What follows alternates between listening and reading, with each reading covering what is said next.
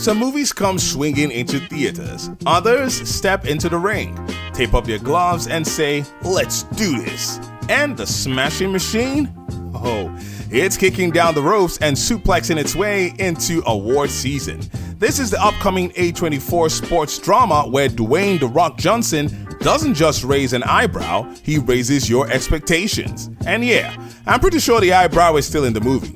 Let's break down everything about this beast of a biopic, the story, the cast, the behind-the-scenes madness, and whether it's gonna be a knockout or a technical draw.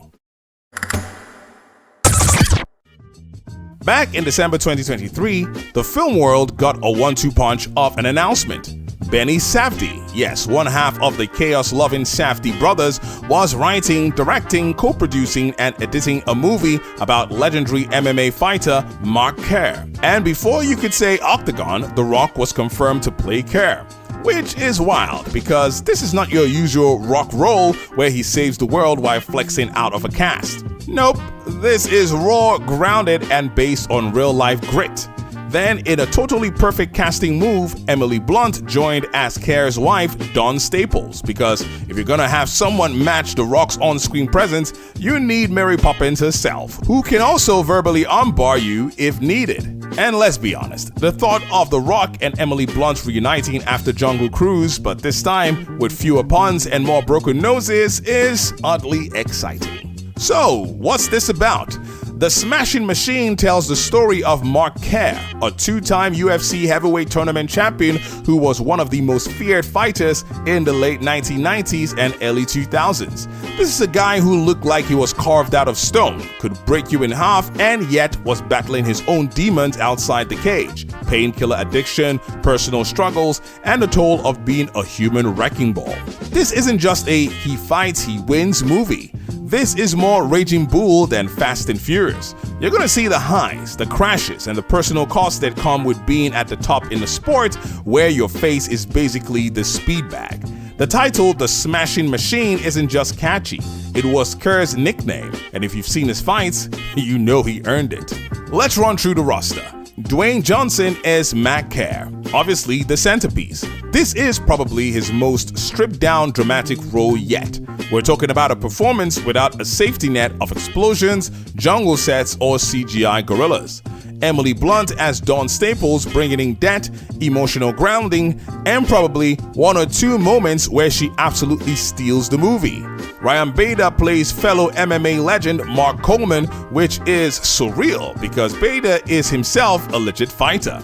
Bas Rutten is in it playing himself, which is perfect since he's basically MMA's class clown with knockout power. Alexander Usyk, yes, the heavyweight boxing champ, is playing Igor Vovchanchin. And there's a packed list of real fighters: Satoshi Ishii, James Muntashri, plus actors filling out the Pride FC world. This cast list reads like a UFC fight card from the early 2000s.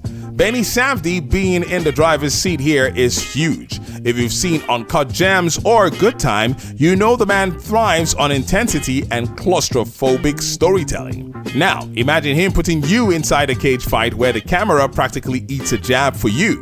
Cinematography is by Maceo Bishop, who worked with Safdie on The Curse, and they shot this thing on 16mm film, which already tells you it's going for a grainy, lived-in documentary-like feel. The score is by Nala Sinefro, a Belgian musician whose work has this moody, atmospheric vibe, perfect for a film that's about both violence and vulnerability. Box office-wise, this could be interesting. A24 isn't known for $1 billion grosses, but with Dwayne Johnson and Emily Blunt, plus MMA fans, plus awards buzz, they could be their biggest hit yet.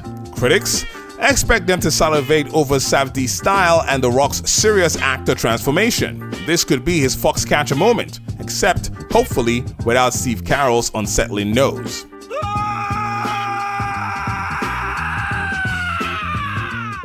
Production ran from May to August 2024 across New Mexico, Tokyo, and Vancouver.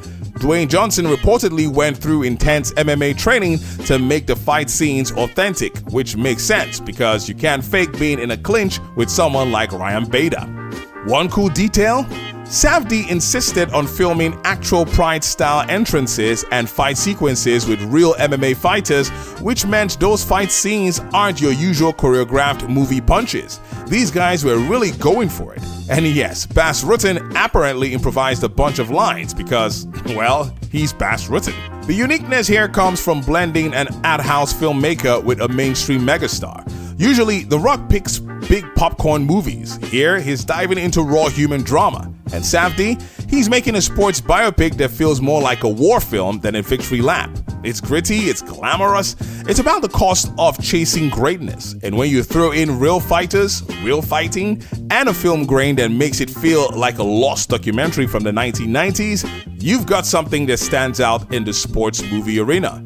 Bottom line, the Smashing Machine looks like it's coming hot with the intensity of a 5-round championship bout. If you're into MMA, sports drama, or just want to see Dwayne Johnson punch people without a superhero costume, mark October 3rd, 2025 on your calendar. We'll find out soon if this is the sports movie of the decade or just a split decision. But given the cast, director, and the pedigree, my money is on it landing a knockout. Alright guys, those are my thoughts on the Smashing Machine. What do you think?